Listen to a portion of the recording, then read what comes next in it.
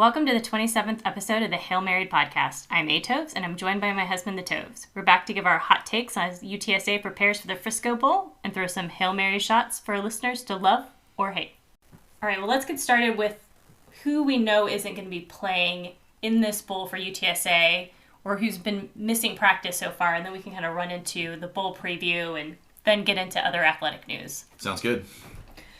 So we know that Sincere, Tariq, and Lorenzo Dantzler are not going to be at the bowl game for sure. Sincere obviously has declared for the draft. While Tariq hasn't said that he's declared for the draft, we know he's playing in the Senior Bowl. We know he's been out of town, so likely that's his reason. And he's been, beat up and injured. Yeah. Lorenzo Dantzler has announced that he's not going to be at the bowl game. He said he'll be training for Pro Day. He didn't specifically say exactly what happened, but we can assume that he, again, has a lingering injury. I think he missed the North Texas game. Not sure if he played in the conference championship or not. There's a couple of guys that are not practicing right now, so we don't really know what their status is. Traylor mentioned some of them have been sick. Some are in protocols for COVID. Jamal Sam is not there. Leroy Watson is not there. Trevor Harmonson and Brandon Rolfe are not there. And then Josh Cephas is with the team, however, he has not practiced. So looking at those guys, what are your initial thoughts kind of going into the preview about who's not playing or who may not be playing? Obviously, Sincere is the big one. We'll probably talk about it a little bit later on, but it just seemed like it was weird that he was going to still play next season for UTSA. Right. We'll talk about that some more later, but I think he's the biggest impact to the team. When you talk about Woolen played in the conference championship game, and I think that was really the pinnacle. You had talked about several times that if you're looking at the season as a whole, that conference championship game is what means everything. And it doesn't matter how injured some of these guys are going to be. They're going to play that game, and then after that, they're riding off into the sunset. And you were right. I don't think anybody really had said it out loud, but you kept saying it over and over. I think as a good reminder that there was going to be some guys missing in this bowl game. Sure.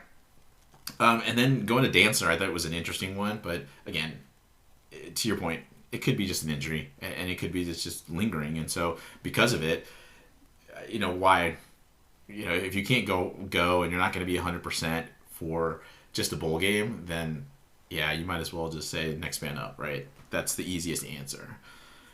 In terms of the other guys, Traylor did mention that Cephas could come back for Tuesday. So, that'll be interesting to at least look for. We know JT Clark's playing, so we've seen him in practice videos. Haven't really seen Zakari, so I know that there's probably other guys that are potentially that haven't been listed out that potentially could be missing. Because JJ did tweet out that, it's decimated at some positions. And if you're talking about decimation, it's probably looking at like the secondary. So you see a guy like Jamal Sam, that does cause a problem, right? Especially knowing that Wisdom is out for the first half. Yeah. So, you have also kind of ruminated. Maybe he could just call it and not play at all. To this point, I think he probably will, because it seems like he has been practicing, but you never know. To your point, it could be sort of a roll the dice. And so, I mean, missing some of these guys just gives an opportunity for some of the other younger players. And I think that goes back to the way Traylor has handled, roster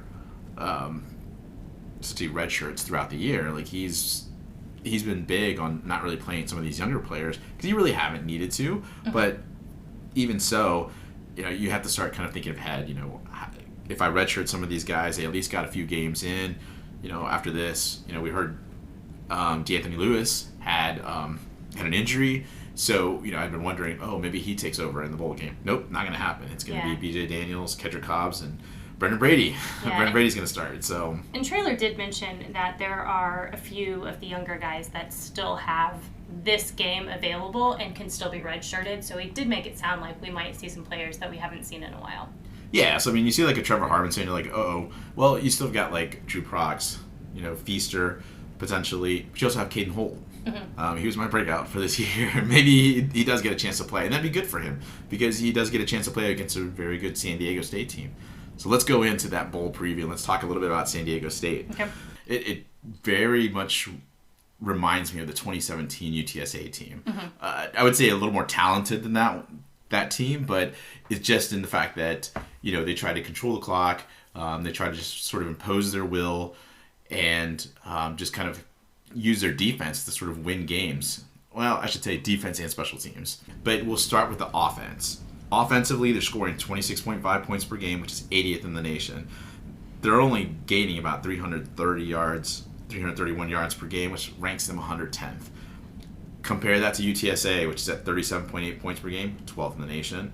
443 yards per game, 26th in the nation. So UTSA is a much more explosive offense. So that's going to be sort of I'd say a challenge for the San Diego State defense, which we'll talk about here in a little bit. But offensively, San Diego State is just going to try to punish you. I said they're physical, and that's what they're going to do. Just hand the ball off and just kind of run and run and run and run into you. And that's why this quarterback position is going to get kind of interesting, because San Diego State has not announced who's starting at quarterback. I'm going to go with the fact that it's Lucas Johnson because he played 12 games, but I don't know. Right. So let's start with Lucas Johnson. He's an okay quarterback. He's 67.8 PFF grade, 61% completion percentage. Be careful with that. A lot of that is short. They do pull for the play action pass, but it's not huge gains that you're seeing. I mean, he just does not throw the ball downfield a lot because the receivers just aren't those type of receivers. They're not UTSA type receivers. So we're looking at a guy that's probably not I don't see him as athletic or as accurate as Frank is. Now, he is sort of a younger dude, so maybe, things kind of improve. But right now, because they've had such volatility at the quarterback position, when we've talked before the podcast and kind of talked a little bit more about San Diego State as a whole and just kind of threw out ideas at each other. I mean, the thing is that what's holding back this offense is the quarterback position. I mean, It held back UTSA for the longest time until we solidified that. Same thing with San Diego State. They need to find a quarterback. And they might have one in Will Haskell. He's a younger guy. I think they're looking to redshirt him. I think he's a freshman. He's played 3 games. So this 4th game, I still think they could redshirt him, so he still could play. But from what I saw when he was in, they seemed much more explosive. However, it is a freshman, right? And so you would imagine that Lepp and Wright would find ways to mess with him and to be able to either get to him or to at least fool him into making some throws that he shouldn't. Right. But again, he looks much more athletic and more accurate than Johnson. I still think they'd probably go with Johnson.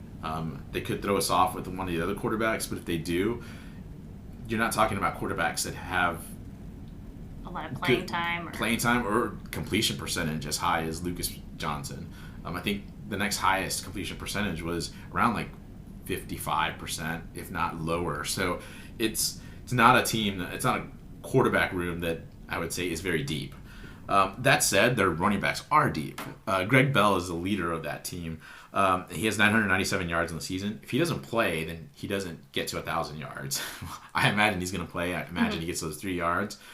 I'd say he's a good running back. He's no Sincere McCormick, but he's a good running back. Thing is, like I said, if with this sort of deep running back room, they're going to throw several running backs, I think, as the UTSA defense and probably look to sort of wear down the defense. Just body blow after body blow. Keep that in mind when I get to the keys for this UTSA defense. Their wide receivers are nothing special. Jesse Matthews is a possession receiver. He's their top guy. I think he's had like around 48 catches for the year. It's almost double what the next pass catcher has. So he's the only guy, but he's no like Trey Shropshire from UAB.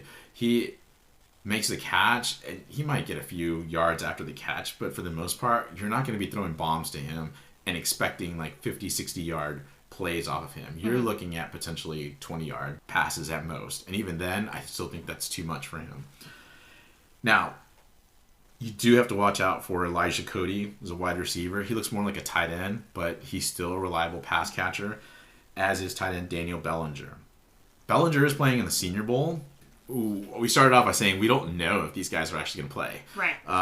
We're just going to go with the fact that this is who they do have, and so if they do play, you've got the preview, you know who to expect on the San Diego State side. But both of these guys are really just reliable pass catchers, but they're not very fast. Again, this isn't like a JT Clark or, a Josh Cephas or anything. So to me, with this offensive line being so solid in terms of the run game, keys for UTSA are, I imagine the safeties are going to be brought down into the box to help with the run game. You're going to try to load the box up and allow the cornerbacks to go one-on-one with the wide receivers. Against Western Kentucky, that's what we did at times. So those receivers are much more dangerous. So if we're thinking that our cornerbacks are as good to go up against Western Kentucky pass catchers, I don't see how we wouldn't go one-on-one with the San Diego State ones and just dare either Lucas Johnson or Will Haskell or whoever's back there to try to beat us down the field. That said, we're going to need to stay disciplined, though, because these safeties can't get caught looking in the backfield. Remember I said they run the ball, so they're going to pull some play-action passes, so we can't get caught staring there. So I don't know who's going to start on the opposite safety position. With Sam being out, I don't know if it's going to be Kelechi. Who knows? Maybe they pull somebody else and start them at safety. But I would imagine that whoever replaces Rashad Wisdom is going to be a younger guy. So, we've got an inexperience here that could be manipulated or at least taken advantage of. We're going to have to tackle. And I know that's a big ask. We've had problems with UTSA before in terms of talking about that, right? So let's just be mindful of the fact that tackle. Wrap up. Don't just go for a big hit. Make sure that you're wrapping up on these ball carriers, you're getting everything around and bringing them to the ground. That's going to be the biggest thing for this UTSA defense. Now, the biggest thing about San Diego State is this defense, and it's one heck of a defense. Right.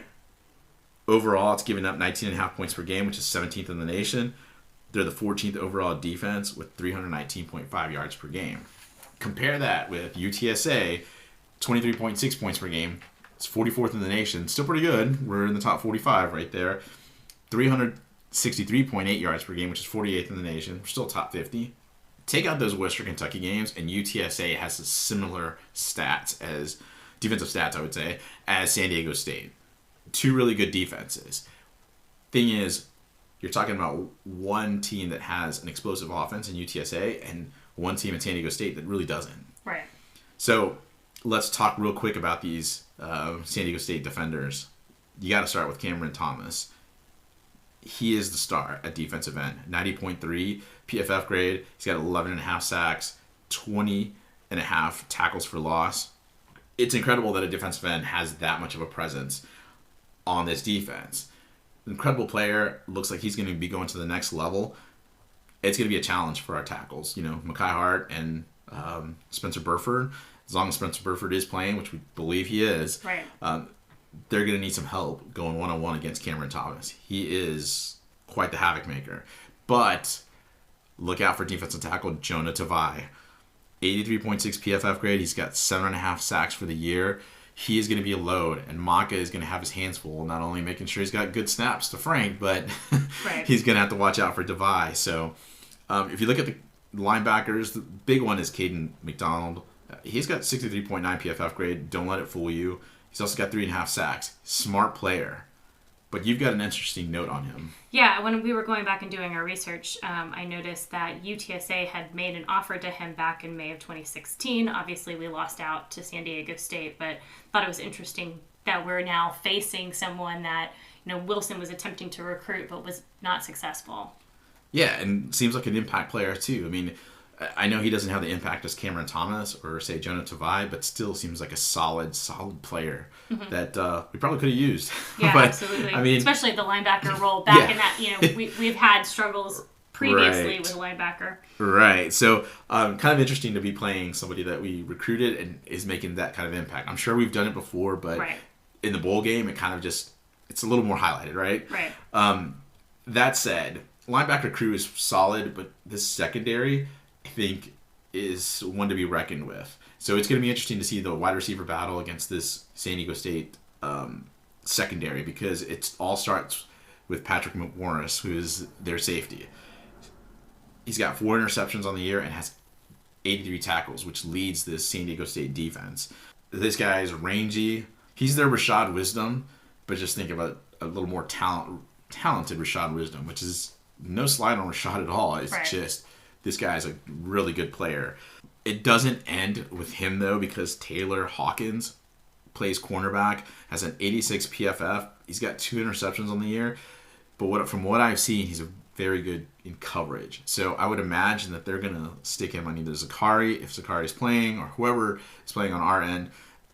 They may let him go one-on-one, which should be an interesting matchup, which means that Frank's going to have to be careful with his passes because you got McMorris kind of running the field from the secondary, and then, Taylor Hawkins potentially, being a ball hawk. This could get an interesting kind of back and forth. Mm-hmm. But I think, there's some things Frank can do. That said, the most important thing for UTSA to look for on offense is offensive line has to show up. They've gotten some time to get healthy, but they need to be able to hold up against this tough defensive line. It's going to be a big ask. So I think there's going to be ways for Lunny to kind of help with that defensive line. So I think they're going to probably bring in Oscar Cardenas. You mentioned that Leroy is out at this point. Right. So Oscar is probably going to be brought in as an extra blocker. I mean, I should say brought in, but really play more as a blocker versus... exactly. He may not be scoring out as much as a pass catcher, which would be something to watch. But I'm sure he's going to help on Cameron Thomas, whatever side he's on. I think that Brendan Brady, he's going to be starting at running back for Sincere.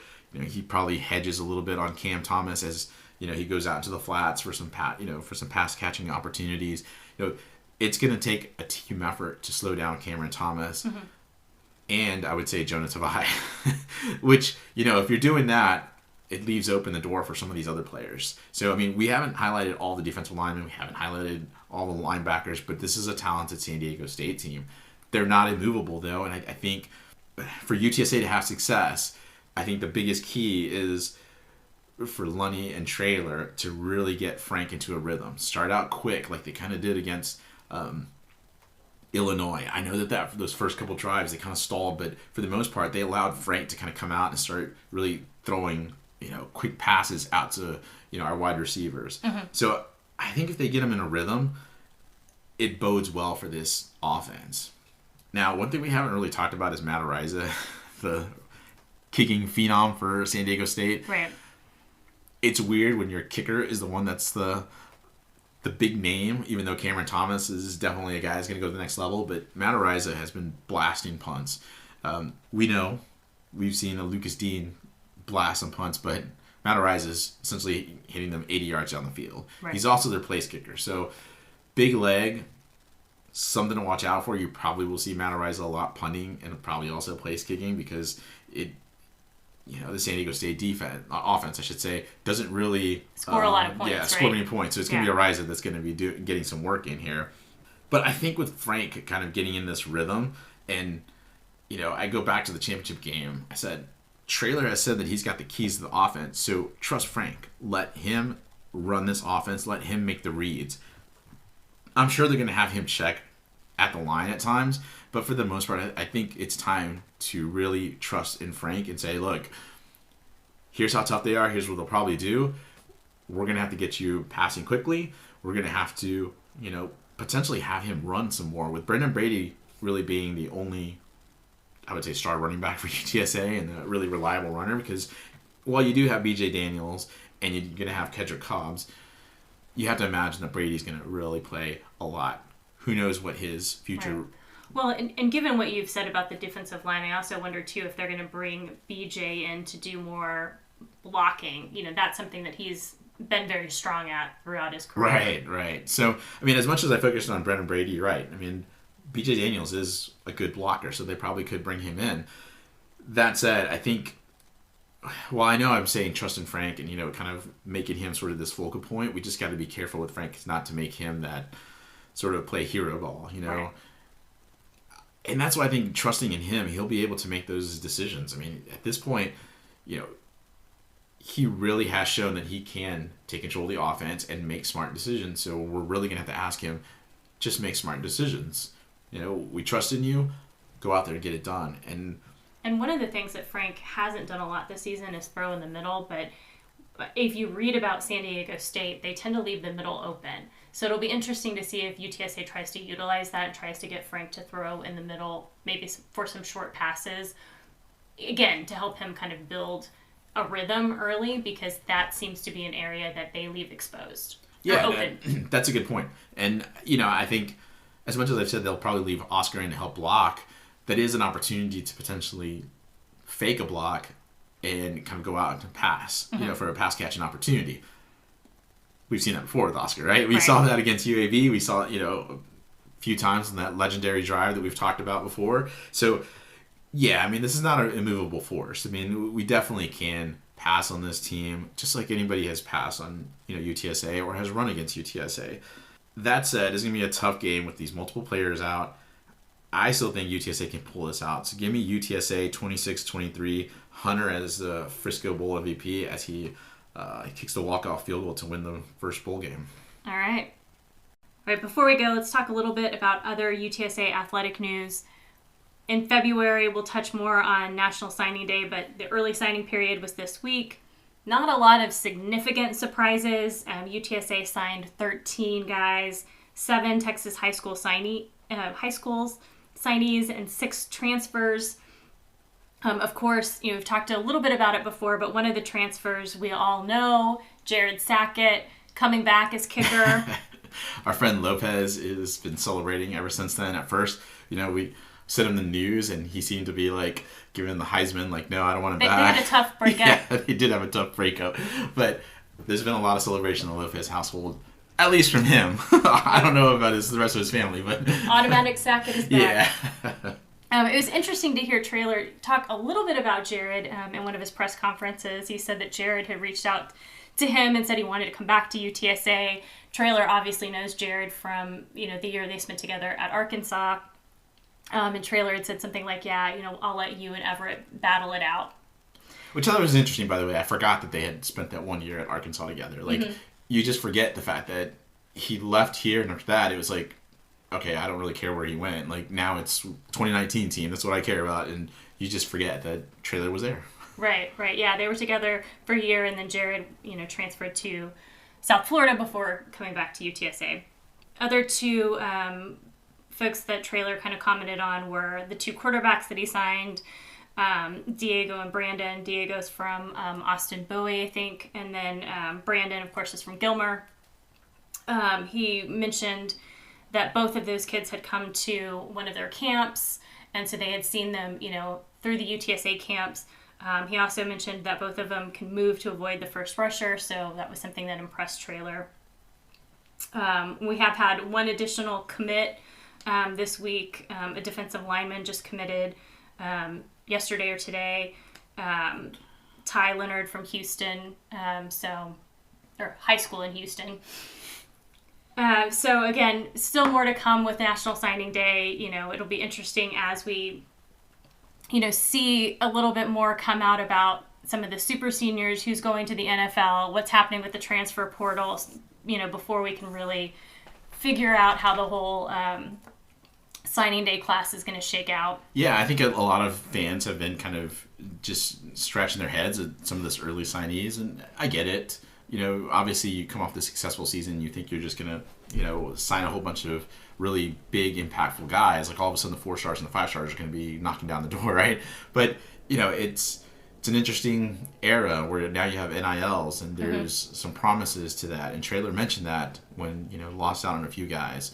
It's going to be, I think, something to just continue to build on as, we learn more about what's going on and, what recruits are really looking for. If NILs are so big, which they might end up being, then that's just something that UTSA community and alumni are going to have to remember as part of this recruiting. Right. As we mentioned earlier, we know we've got a couple of guys that are heading to the NFL. Sincere's leaving early. Reaction on Sincere? I always thought it was interesting that it almost seemed like he was coming back next year. Something to think about is Sincere under the Traylor era has had 548 rushes and 42 catches. It's 590 times he has touched the ball. That's quite a bit of time, right. Especially, I think it's 23, 24 games that he's played under Traylor. So, you got to be careful here and remember that running backs, they've got a short career in the NFL. So you see a lot of the running backs that are going to move to the next level leave after their junior year. That's just... It's 3 years, yeah, exactly. They give their 3 years, at a university, and then they move on because that's the only time they can really cash in. And that's when I think NFL scouts really feel like they're still at their freshest. We can still get something out of these players. Yeah. Burford and Tariq, again, haven't come out and said that they're heading to the NFL, but given that they're going to the Senior Bowl, it's pretty much a formality that they haven't announced it. And then we've kind of heard Rashad Wisdom sort of hinting that he might leave, that he's going to make a decision after the bowl game. So kind of interesting. Not sure what you think about Rashad potentially leaving early. I mean, I think with any of these guys, if that's the decisions they make, then, we just got to respect it and realize, it's a good thing for UTSA because when guys start leaving, that means that there's pro potential. That means that now you're getting more focus on UTSA as a potential destination for some of these guys looking to go to the next level. And that's big. It was a big deal when David Morgan was the first player to really get drafted. Yeah. First I would say UTSA player because we did have one before that played in the NFL, but he never played football here because we didn't have a football team at the time. Right. So, it was a big deal when he was there. It was a big deal when Marcus Davenport became the first rounder. Mm-hmm. So, all these firsts are starting to come up. And so it's really good to finally see some of these guys, once they start kind of thinking about their future and, making these decisions, I think as UTSA fans, as much as we'd like to see them play one more game, we do have to respect the fact that, they need to prepare for themselves for going to the next level. Yeah. And then, the other thing that we'll kind of be waiting for after the bowl is the news on, who might come back as a super senior. This year is going to be a little bit different with the super seniors in that they can't exceed the amount of scholarships on the roster. So, Traylor's probably holding back a little bit when it comes to, the rest of his signing day, trying to figure out who he may have coming back on his roster as super seniors as well. Although he did state on the radio show that Maka, Hart, and Davis would all be coming back as super seniors. Harris, not technically a super senior. He's already said that he's going to come back next year. The other one that's kind of, been talked a little bit about is Brendan Brady. Seemed like he was pretty set on leaving, everything that he's tweeted, that his dad's tweeted. But when he was asked about it in the post-game press conference, or not post-game, sorry, in one of the post-practice conferences this week, he said he hadn't made a decision yet. He wasn't, trying to let the sincere decision, play too much of an impact on him. He said he wanted to do the right thing for himself. But you got to imagine that the news that Sincere is leaving could sway him, if there was any chance that he might come back, just because he knows if he does, he's likely going to be, the starter when it comes to the running back. So, yeah, I mean, it does. I think it puts a little bit more doubt in your mind. But, honestly, I would imagine, at least my take on this, is that he probably still moves on. Mm-hmm. I think the way you hear him talk and then you see some of the way he's kind of prepared for his future, I don't know that he wants to put that off too much further. Not to mention the amount of injuries he's had as well. I mean, so that's been, I think, the tough part is his whole entire UTSA career has been injury plagued. And so, moving on potentially just says, you know what, I just don't want to be banged up anymore. And you have to respect that. Yeah, so it'll be interesting to see who does decide to stay. I would imagine that Traylor is probably trying to talk some of these defensive seniors into coming back, on the defense side, just because, there are a couple of them that could come back. And, obviously that would add an additional layer of depth for us. Right. And it just depends on recruiting, too. I mean, if we're just not going to land some of these guys, then, talking some of these guys into potentially staying is big. So, again, to your point, we don't know what the February is going to look like. And that all is going to play into who returns as well. So it should be an interesting time for UTSA fans. Right.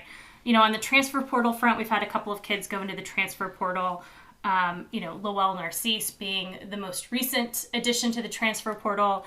Again, not completely surprising to see Lowell enter the transfer portal. He's had a really tough couple of years. He's now lost both of his parents. He's had several injuries. So it's not surprising given that situation that, he may be looking to try to get closer to his home. Yeah, and I mean, I think that there was thoughts that he, potentially have him stay and potentially continue to be a mentor, which I think it was Eddie Lee that kind of sent out a tweet about how, Lowell has mentored. And I think maybe that's what Traylor wanted, is to keep him, I'm going to say selfishly, just to help, kind of be that extra coach. Right. Well, and also I think probably to help him, because you've seen Traylor really try to embrace Lowell through all of these, issues that he's had, and kind of hold him close so that he could offer, support to Lowell as well. I mean, we can't forget last year against BYU when Lowell really went off and really played so well in that game. And we finally saw the potential that we've all been hoping to see in Lowell in that game. I mean, you got to remember that strong arm. And, that, if anything, I think kind of had Traylor thinking, what can you do the rest of this season? And I'm talking about 2020 when, as it was going through. But then when he has that, really, I would say, heartbreaking injury against Army, unfortunately, that really derailed, I think, his career. And I think started getting him to kind of rethink some things. And then, of course, like you said, I think it was the loss of his mom just so recently this season, where it just really started getting things into perspective. And I think, to your point, he wants to go back to Louisiana, finish out his career, and then, I would say go on to something great, because, he really has been such a great influence at UTSA. Yep, absolutely. So outside of those roster moves, which again, we'll have a lot to talk about likely between now and February. Other athletic news that came up this week was that UTSA announced that Carol Price-Toruk, I may be pronouncing her name wrong, is coming back to be our new volleyball coach. She was the assistant coach for UTSA previously, 2006-2007, had left and spent the last 6 years at Bradley. Really, apparently had done a turnaround with the Bradley team and had gotten them into a very strong competitive position.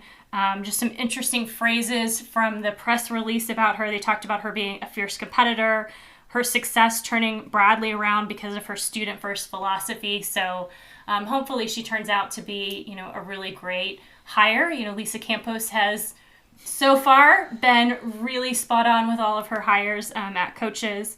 The volleyball team in the past has had a record of success. Last couple of years have been tough, so it'll be good to see the volleyball team kind of turn it around and hopefully have, a successful season next year. I love watching volleyball, and so to see UTSA potentially get back up and really start being successful again would be great. Not to say that there hasn't been success, here recently. It's just the thing is, I think it's just that transition, right. As you've gone into Conference USA, and maintaining that sort of Conference USA level has been tough. And I think, spotting talent gets much more difficult. We have to remember, we talked about NILs with football.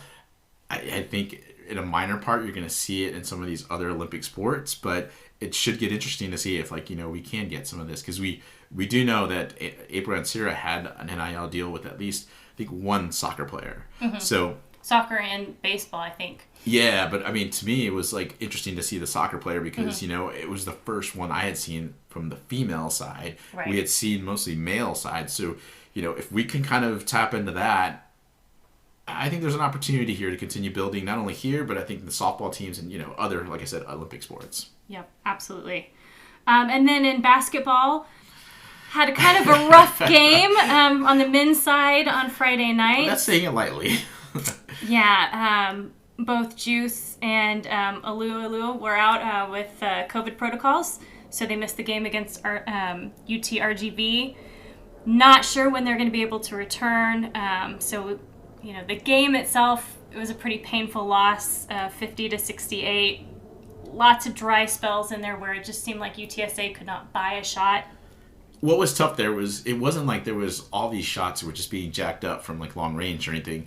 There was a lot of shots close to the rim. Right. That it looked like, I used to coach 9 and 10-year-old basketball for 2 seasons, and it was always difficult to watch some of these little kids as they're near the basket and they just couldn't make that little layup, right? That's exactly what it felt like with UTSA men's basketball on Friday. They're just off. They were just there. Enough. Yeah, they were there at the basket, and they just could not hit those layups. And it was just, there's other fundamental problems with the team. I mean, there were double teams coming at Jacob Germany, and he was really slow to get out of that.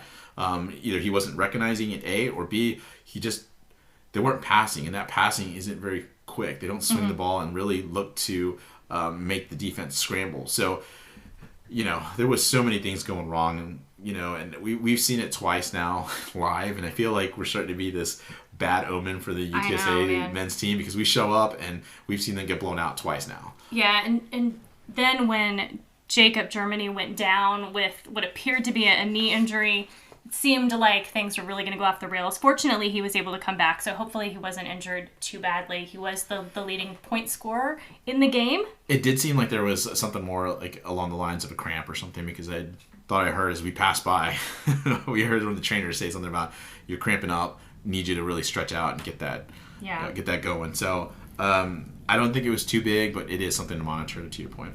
Yeah. Hopefully they will get their other players back soon. They do have a game this Tuesday at Illinois State, and then they're back home on Wednesday against Our Lady of the Lake. Definitely would like to see them play better against the local competition. Absolutely. The women, however, did get to pick up their third win against UTRGV. They won 66-59. They've now exceeded the win total from 2020, so good job, Karen Aston. The bar was not that high. But unfortunately, they dropped their second game in the classic that they played against Grand Canyon, 52-62. Good news, I guess, for the women's team is that, JP, their point guard, really seems to be taking control of the offense. She scored 20 points or more in both of the last games.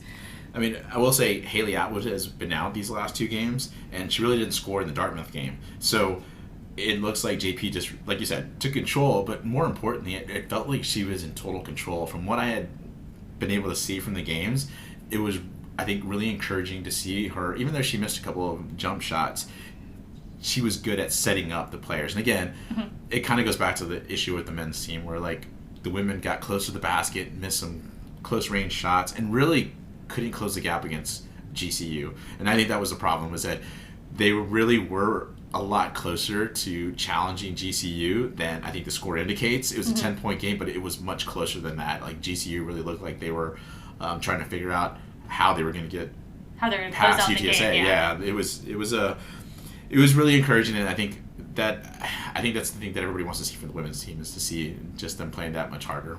Yeah, they wrap up their out-of-conference play on Monday against Texas A&M, which I'm sure is going to be a tough game. But they will then start conference play after Christmas. 2 opportunities to see them that week at home: Thursday the 27th against Middle Tennessee, and then Saturday, January 1st against UAB. So come out and support the men's and women's teams if you have the opportunity to do so. All right, well, that wraps it up for us. So thanks for joining us on the Hail Married podcast. I'm Toves. I'm the Toves. We'll be back soon to recap the Frisco Bowl and what will hopefully be UTSA's first bowl win. Birds up.